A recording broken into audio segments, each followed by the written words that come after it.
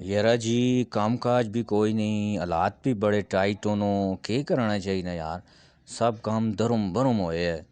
कोई बंदा भी नहीं चढ़ा, कोई काम भी नहीं हो सका। के करा हुआ यार, वो हालात ऐसे हैं कि वो एक बंदा तो पे आना है। चलो तकने हैं, इसी ने कोई काम पै सकना है ते पाने हैं। अस्सलाम वालेकुम, क्या हाल ने जी? वालेकुम सलाम जी। तुसी इसी महल्ले च रहने हो? नहीं, मैं यूगोस्लाविया च रहना। वैसे ही महल है ना, इत्थे ही रहना, वहाँ अपना महल है। गल सुनो, कोई मकान खाली है वे? खाली 2 मकान होने थे और सारे लोग गए न व्याह थे। हाला गल सुनो ना, एक मकान कराए तो मैं मिल सकना वे? क्यों नहीं जी, मेल मिल सी एक है अभी मणि जहन च। चलो वो मकान मां दवा सको। लेकिन रुपया 5,000 हो सी है उस मकान ने एडवांस।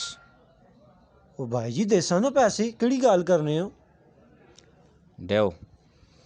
5,000 तो नहीं ने, 5 नहीं, मैं तुसा 3,000 रुपया दे सकना। किन्ने हो तो ठीक है, मैं ताबेदार। चलो तकने हैं, कुछ हालात भी ऐसे ही। चल तू चाह दे, मैं वैसे ही किसी ने देना था हाँ ना। हाँ कोई मसला नहीं, है किनो मां दो हाँ किनो। चलो आओ मां मकान दसो। पैसे तो जो बेच पाऊँ दे।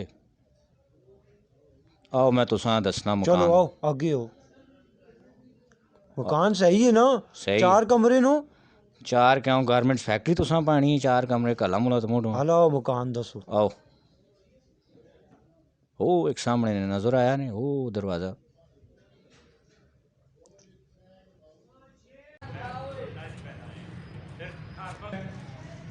ਤੁਸੀਂ ਇਸ ਤਰ੍ਹਾਂ ਕਰੋ ਨਾ, ਤੁਸੀਂ ਮਕਾਨ ਤੱਕੋ ਠੀਕ ਹੈ ਤੇ ਮੈਂ ਦੁੱਧ ਕਹਿਣ ਕੇ ਆਣਾ ਪੈਣਾ।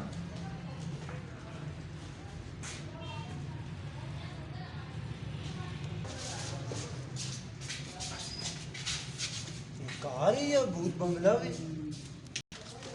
जो सोना घर है, मां तो पैना है, बहुत बेहतरीन घर है, डेकोरेशन हुई है।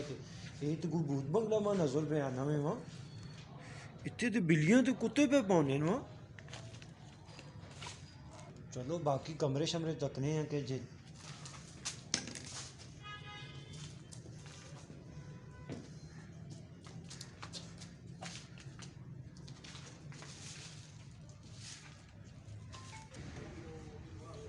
मेरा गड्डी ने काम भी कराना है, हर रोज़ ख़राब हुई होनी जुला जरा इस किराएदारे को मैं याद आ गए 3 महीने ने किराया इस देना है। वो इस को भी नहीं कहना इसने काम शाम मैं करावा जाऊँ 3 महीने हो गए दौड़ा दौड़ा के किराया भी नहीं देना, मजबूर होए हैं।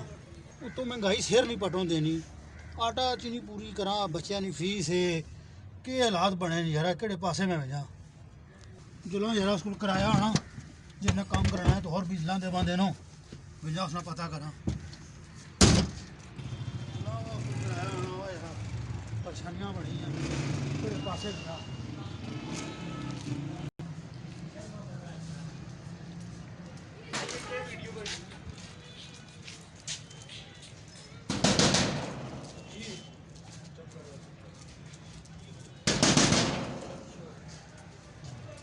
तू कौन है वो? मैं तो दसना मैं कौन आ तू कौन है भाई, की मसला है तेरा? तू कौन में तैदा जो मसले हल करने वो किथे पकौड़ी मोबाइल मैं 3 महीने कराया उस जने। वो मालूम तो वो है जो उन्होंने को एक महीने ने एडवांस कराया कि इनके गया किराया 1,000 रुपया। वो मालूम मैं उस मैं 3 महीने ने कराया जाना उसने मुंह तके वो मालका ले वो करेगा उस मैंने 3 महीने ने कराया जाना।